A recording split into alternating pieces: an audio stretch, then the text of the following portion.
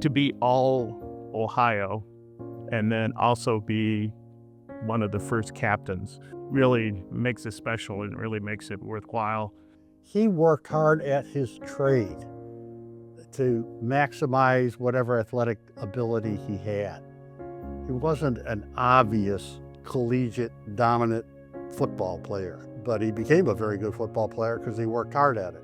He's blessed with empathy. If somebody had a bad day, I can guarantee you he was there to, build him up. He just really enjoyed the whole thing, the whole atmosphere. He loves Ignatius. You can tell, this guy's a defensive end. Clearly. He's a game changer at that point, right?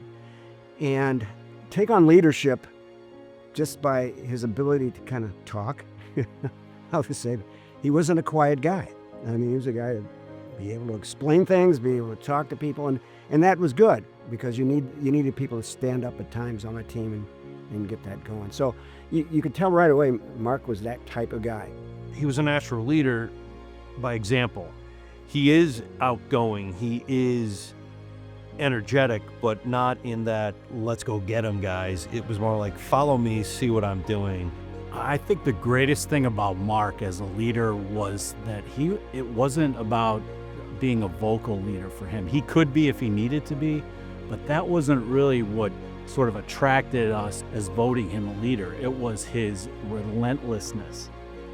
Chico always talked about be spiritually and physically and mentally ready. So we really depend on the captains, and like Mark being one of the first captains of these championship winning teams says a lot about him as a person as well as how he's able to lead his teammates. You saw that and you wanted to emulate that as a player. You didn't want to fall short of that. So, that's exactly what a leader does, is sort of like build and rise the level of play for his teammates as well. And Mark was definitely that. You can't have a bunch of quiet guys. There's got to be a few guys that rev it up a little bit and a few guys that really are able to verbalize this is what's needed to be done. And Mark was clearly that guy. When I look back, I think of Vince Lombardi talking about a man is in his finest hour when he is laying exhausted on the field. That was Mark. He wasn't laying down, but he was exhausted.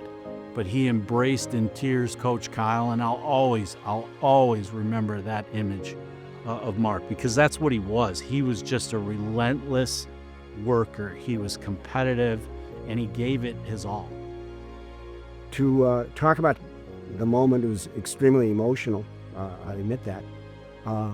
But Mark being a football player and a track guy, I spent how many months with him? I don't know if there was a month that I didn't spend time with him. And for it to come down to that, it was pretty special. He's a man of integrity.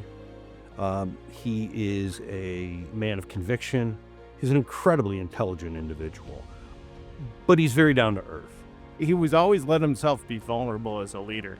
I always respected that from him. Whether he was occupying a double team, whether he was collapsing a pocket from one side or the other to make everybody else look better. He wasn't into the look at me, he was just doing it. He just played the game the right way.